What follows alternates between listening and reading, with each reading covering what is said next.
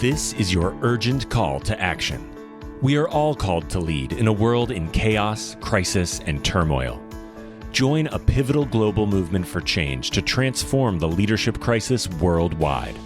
Will you play it safe, or will you wake up, step up, and speak out? Like Nelson Mandela did for South Africa and the world, we need a radical new way to think, act, and lead, leading boldly into the future. Join host Ann Pratt, a Harvard Fellow and multi-awarded businesswoman, and unlock the best version of yourself to revolutionize leadership with what the world needs now.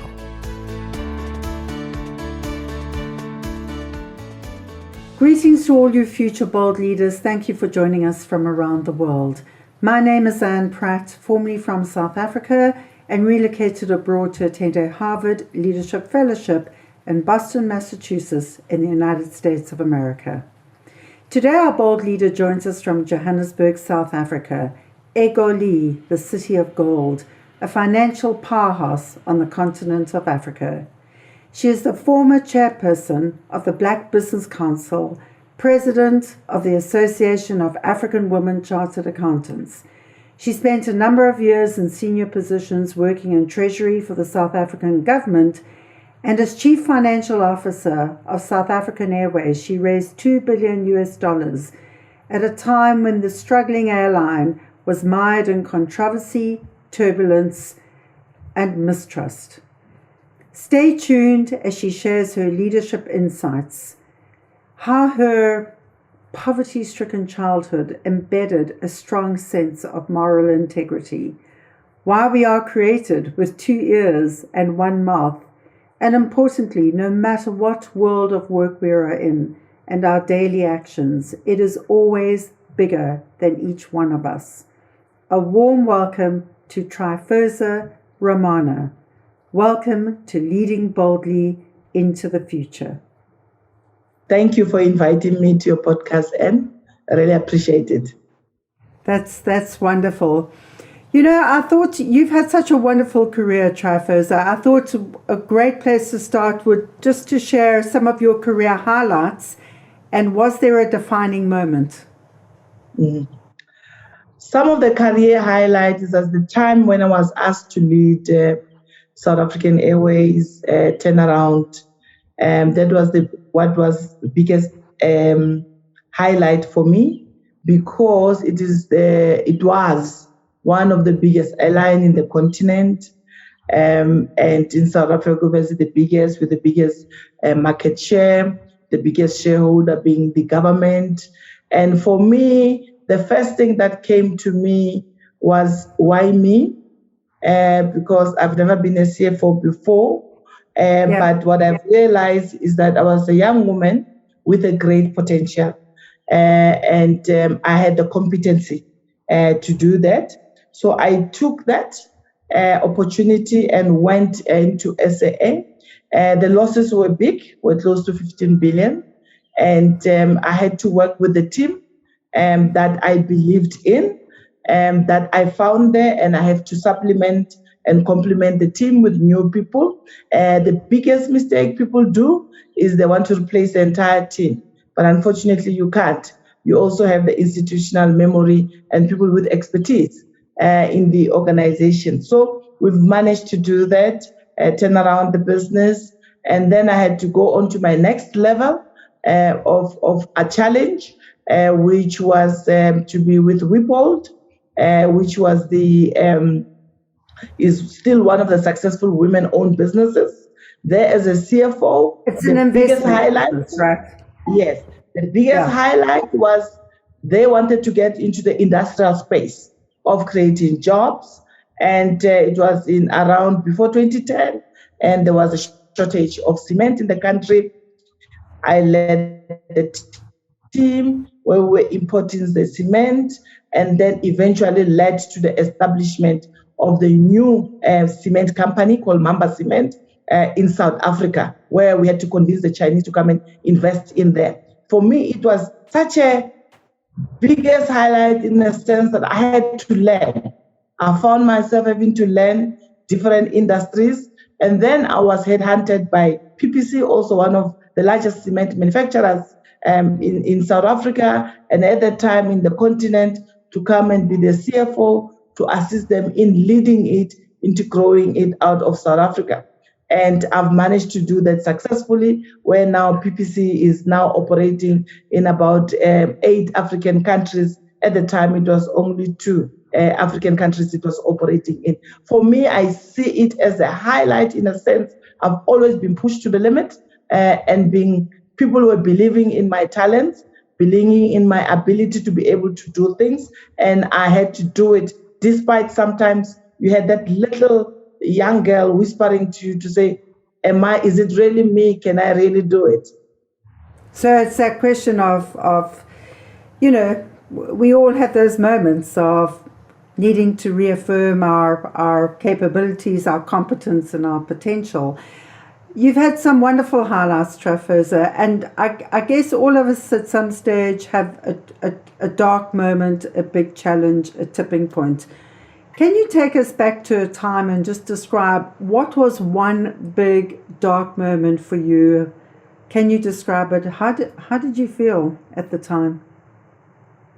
I think one of those big challenges was that as I got into SAA, with the losses they had, they lost credibility, they lost trust in the market.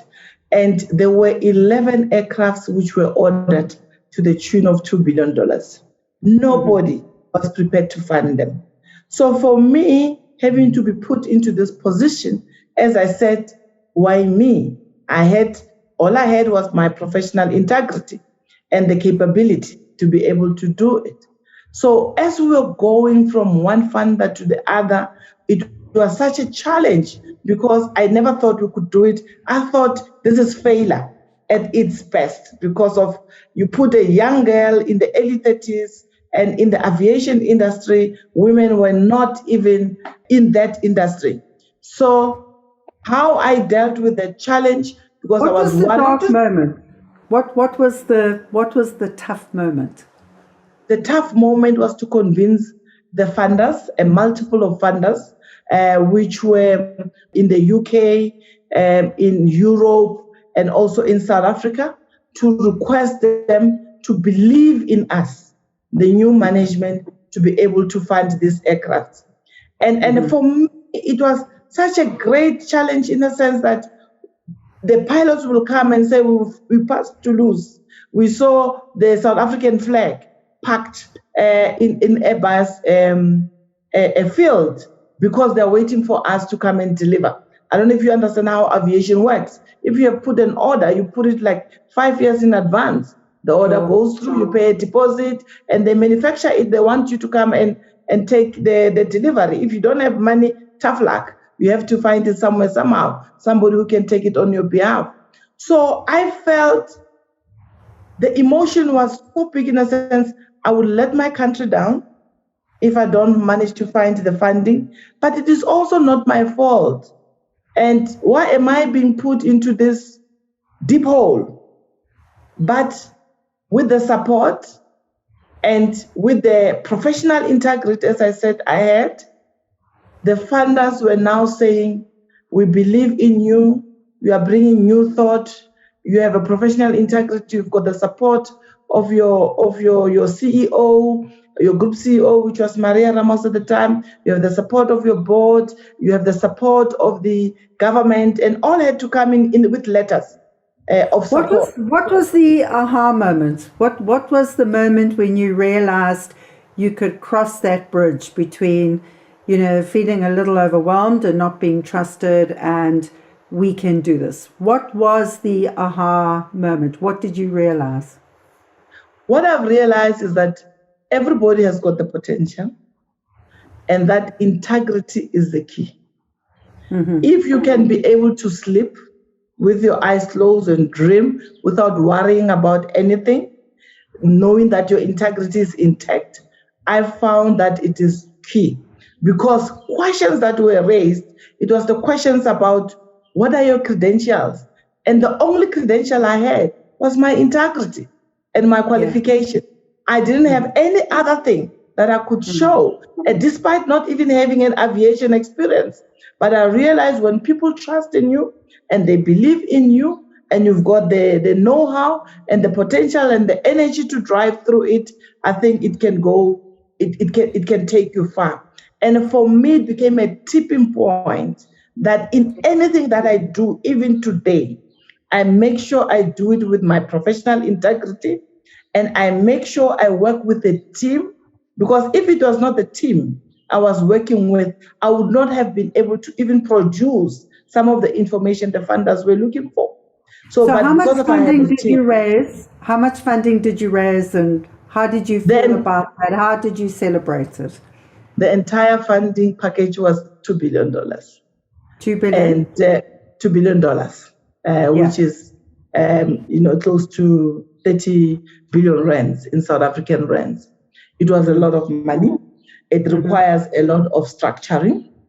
And I felt so good in a sense that I can do it.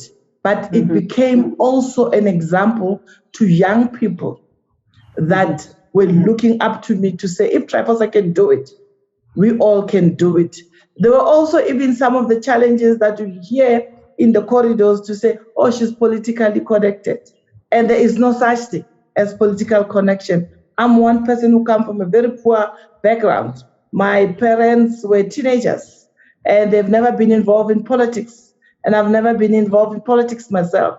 All I had to do was to take the dream of a young girl to say, you go to school, you learn, education is a key to success, and you do it to the best of your ability, and I've done it. And one of those critical aspects, it reminds me of Sun Tzu, to say it's not about you, but it's also about how you protect your country. And as we were doing that deal, funding it, it was, we've done it for South Africa. It was not so a great sense of pride, a great sense of pride, a great celebration. Changing tack a little, I mean, that's a very inspiring story, Tryphosa, but changing tack a little, what are in your opinion, just very briefly, what do you think the kind of three biggest challenges are facing South Africa today and perhaps facing the world today? What are the big three leadership, challenges that keep you awake at night? The three are the trust deficit. The biggest trust deficit. In the country or in the world, or both? In a country. Is that true for South Africa, or do you think it's true for South Africa and in the world? It is true for South Africa and to a certain extent to the world. And I'll explain why. The trust deficit, in a sense, in South Africa, now we're having commission after commission. It's about corruption, it's about the whole lot of things. So there's a trust deficit between the citizens of the country and also the government. There is a mistrust between business and also within the government, okay? So I think it's a transition that South Africa is now, whereby during Mandela's time, he managed to bring that into equilibrium to make sure that everybody end up trusting we're doing for unity. South Africa is going through the solidarity to go forward. For the world as well, is that the whole world is lacking the solidarity to move into the next level. We have hearing, like today is the second day of the UN General Assembly. And then yesterday, the Secretary of the General Assembly was highlighting the solidarity that is required because we are dealing with the pandemic. That's basically the biggest challenge. Pandemic, which is COVID-19, and the climate change, all right?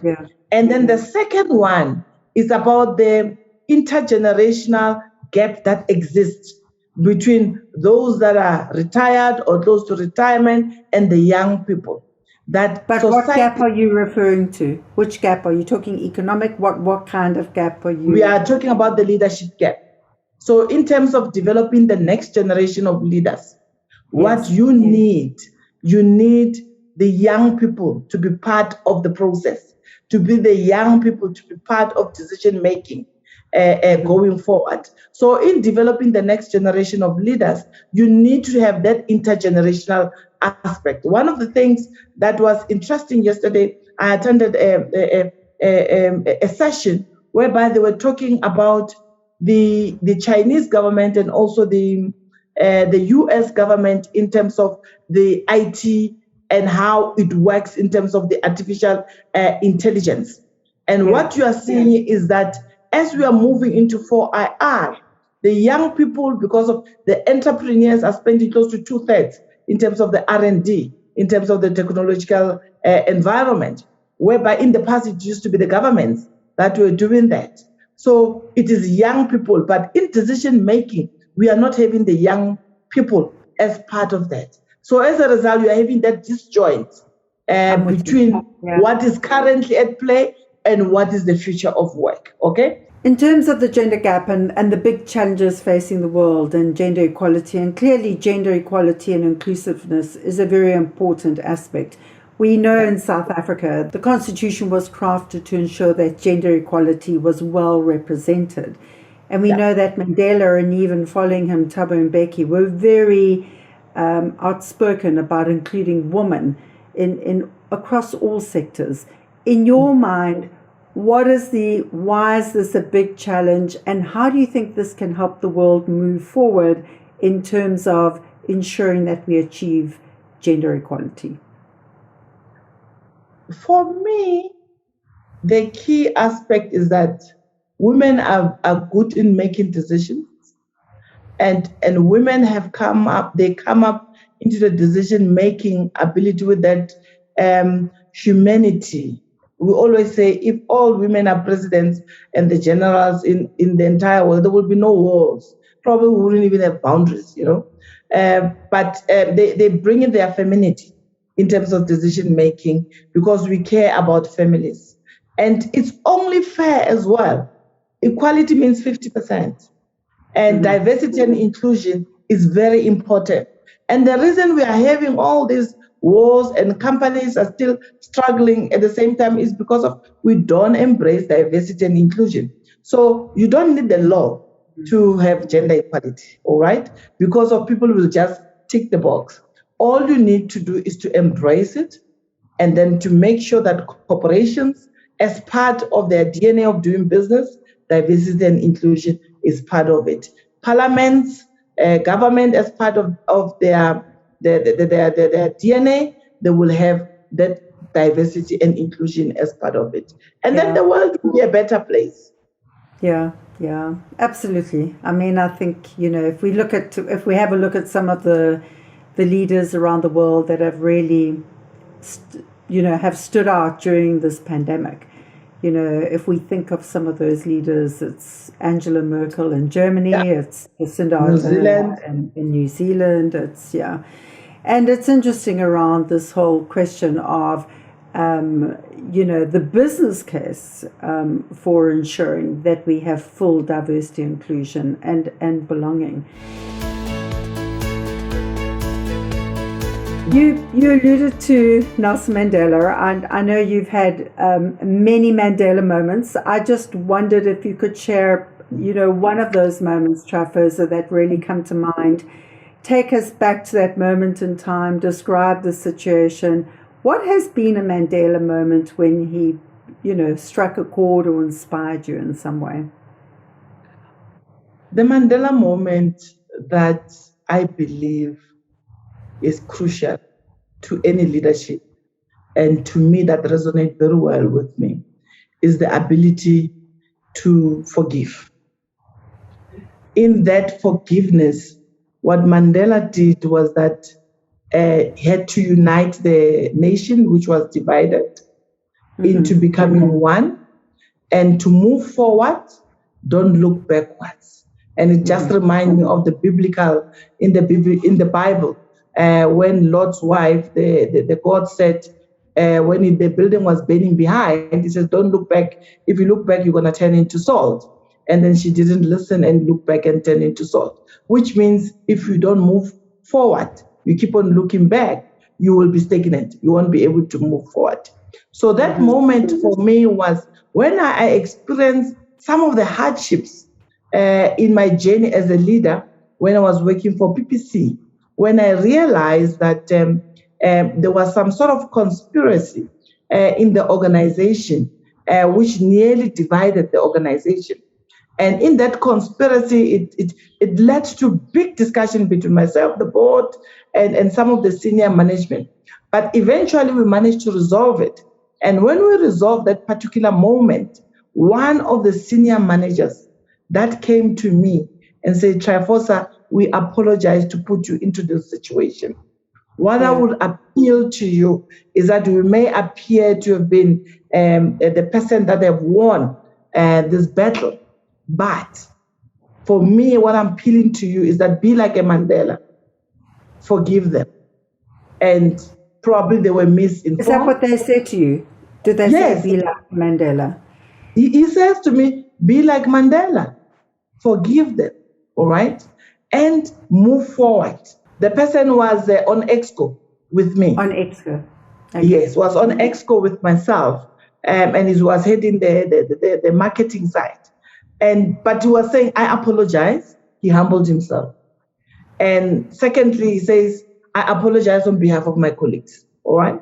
I told them to come and ask for forgiveness, but we are all different human beings. But I don't think I can live with myself. If anything happens to you, my wife told me that if anything happens to you and I haven't asked for forgiveness, I will not be able to live with myself. So I'm just here to say I am sorry, and then it should not have happened, but it did. We were misled, but we are happy to continue to work with you. You are a great leader. Be like a Mandela and forgive them. And was that your Mandela moment? Was that your Mandela For me, moment? it was the Mandela moment of forgiveness. To say, because I was angry, the emotion was, I was very angry. I couldn't understand what human beings could do in this just to push their own agenda. And I was just a leader who was doing my job. So as you can see, I'm not sharing the details because it's very confidential. But it was something that happened in a boardroom, and that continued to happen to an extent that when one had to say, here is me, you know my professional integrity. I can open all my cards. And it was proven to be like that. And some didn't come.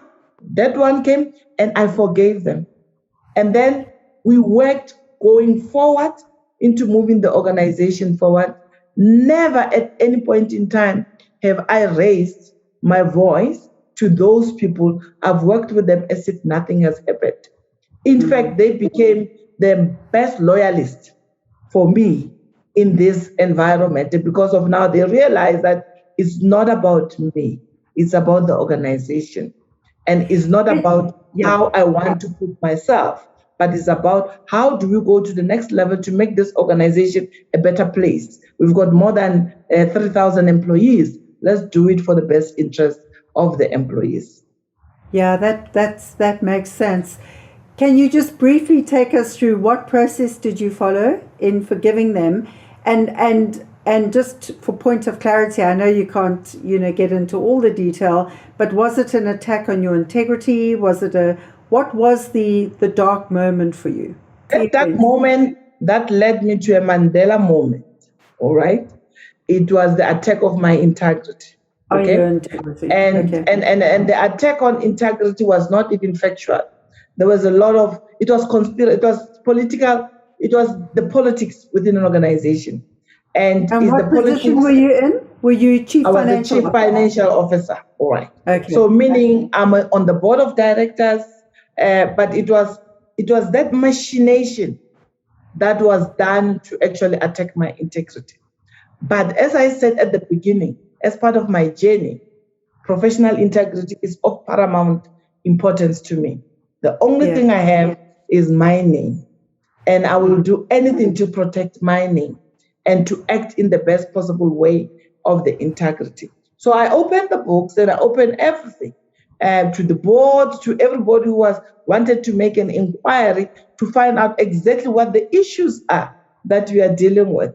And the board was very shocked to learn about the conspiracy. Actually, the board was the most angriest rather than myself. When you say you opened the books, are you saying you opened the financial books so that it was completely transparent?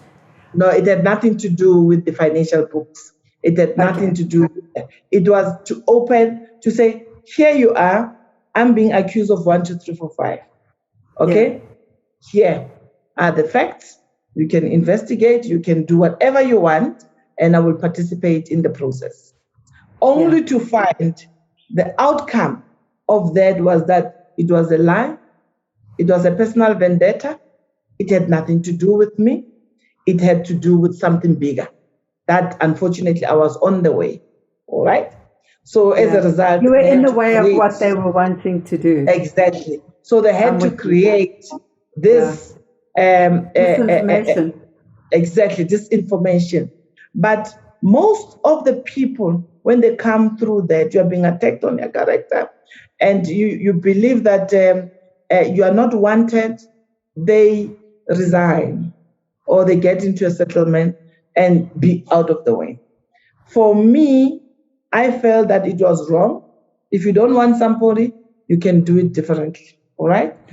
We are adults, we can negotiate and have a discussion, and it becomes a beautiful and amicable way. But you do not attack somebody on their character. And the principle I had myself was that I went to school. I come from a poor family. The only thing I have is my name and my qualification. And I've worked very hard for it. So as a result, I'm not going to allow anybody else to come and poke holes for it. So I'm going to go through the process of proving myself. And I was afforded that opportunity. And everybody was shocked that they even wasted their time to even follow on this inquiry because of there was nothing wrong. What do you use to fortify your strength, Tryphosa? How I used to fortify my strength is I always look at myself where I come from. I say adversity sometimes brings the best out of people.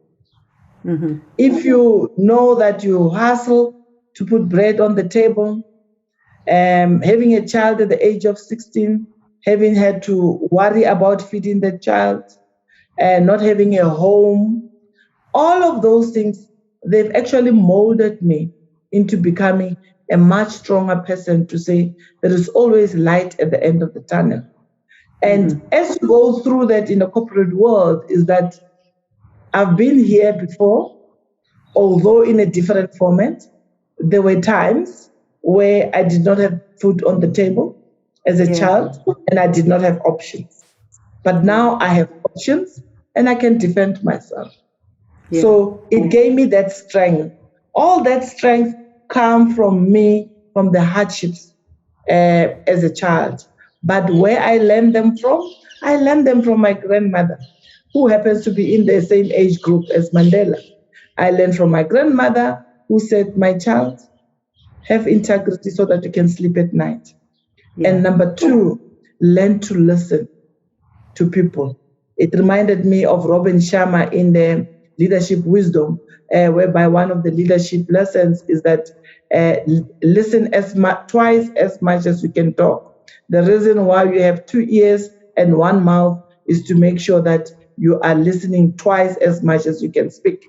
So absolutely. I have learned to listen, and which was also Mandela. Other than forgiving, was also learning to listen. Was always not the one who started to talk. Was always listening, had those listening abilities, and also he learned when is the right time to lead at the front and when is the right time to lead at the back. From behind, absolutely. From behind, which is like more like a shepherd. Yeah, no, what she learned as a child, herding cattle and sheep, as we know. Yes. We have a few minutes left. So, in summary, what do you think Mandela would say today to our generation? Mandela will say, listen attentively, observe, and make sure that before you act, you take care of your actions, and then take care of the people around you, as opposed to just taking care of yourself. Leadership is not about you. The leadership is about the people that you are with.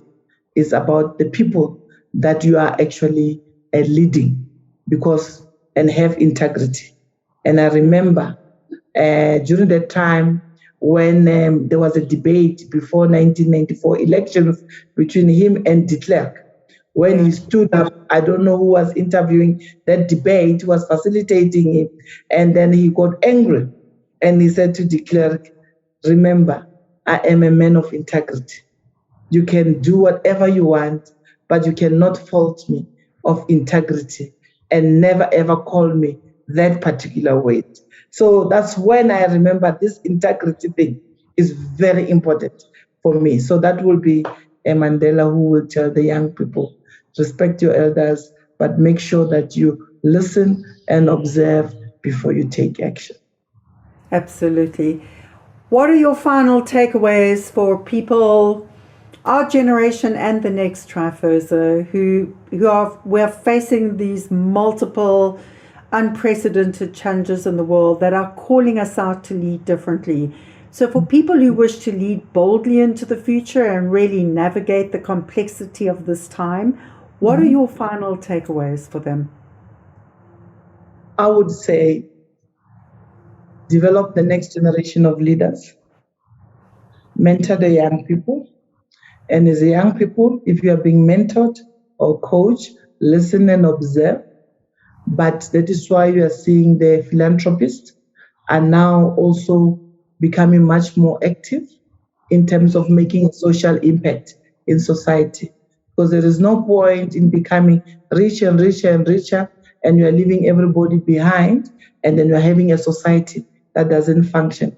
In order to have a society that functions, you have to actually lead and be able to participate in making the world a better place by investing in social impact ways. That is why you're seeing climate change, gender diversity, the organizations that focus on gender equality, the 2x challenge to say, if you leave women behind, we are leaving the bigger portion of the society behind. And we will always having all these challenges that we have. Develop next generation of leaders. Tryphosa, thank you for being a woman that continues the fight for truth, justice, and impact. And you truly are a shining star. Your story is humbling. Thank you so much for joining us today. Thank you very much. I really appreciate it. Talking to Tryphosa takes me down memory lane, working with cabinet ministers of the South African government and chairmen on boards of large government or state-owned enterprises, or federal corporations as they're called in the United States. Many competent, bold and good people trying to turn around these large, complex organs of state. By way of example, South African Airways, founded in 1934, rebranded in 1997 during Nelson Mandela's presidency, is the national flag carrier airline. Over decades of history, it has been mired in public and government controversy, multi-billion payouts, and frequent turnaround strategies, often with mixed results and limited success. Governments and states have an unparalleled duty to their countries and citizens alike. Like, will we keep the aircraft in the skies? Will we keep the lights on? And will the post get delivered? Exercising leadership in this sector is not for the faint-hearted. Individuals and executives alike are often placed under undue pressure and unimaginable stress.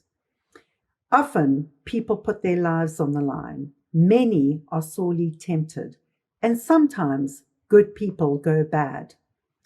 This sector has particular unique characteristics that make it particularly high risk for individuals and executives alike. People need a political and a business astuteness. Executives and boards report to a publicly elected official, a politician. Politicians are changing frequently with new and frequent elections. There is a much shorter period between elections to develop and implement much longer-term strategies that are required for the organization to succeed. While their big boss, the politician, is often focused and rewarded to win popularity contests rather than the longer-term strategy for the organization to thrive. There are multiple layers of complexity. There are diverse sources of personal self-interest. There are multi-billion budgets, essentially taxpayers' money. Before entering the public sector or government state-owned corporations, federal corporations, individuals and executives need to manage a much higher risk. And they do that by doing a lot more careful due diligence up front. Executives near the top need to make sure they have this full support of those at the top, their minister or their secretary of state or treasury or labor, their chair, their board, their CEO. Most importantly, they need to and pre-assess the track record of those at the top in terms of bold leadership, in terms of competence, and in terms of unquestionable character. Importantly, when these tough-minded, ethical leaders at the top get it right, it is certainly a brave act of national service to country and citizen alike. They need to be publicly applauded and rewarded. When good people go bad, we know the fish rots from the head, and the tone is set at the top. They need to be held to public account. But ultimately, it is we, the people, the citizens, that need to hold our executives and public officials accountable. It is up to us, because we're all called to lead, and anyone, anywhere, and anytime can exercise fortified moral courage and leadership excellence. So until next time, remember, leading boldly is about making thoughtful, clear choices, and bold leadership is about taking bold action, just one small step at a time. One step for you, but together, one giant step for humanity. Take care and take thoughtful, bold action.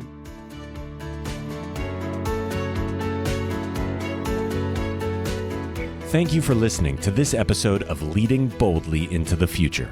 Please find links and connections mentioned in this show in our blog, and never miss an episode by subscribing at anne-pratt.com. That's ANNE-PRATT.com. May these insights from inspiring industry leaders, remarkable disruptors, and courageous champions of change bring forth a brand new you, emboldened, empowered, and ready to inspire hope. Come back soon, share with your friends, sign up on anne-pratt.com and join our movement for change. Why? Because the world needs you to lead boldly too.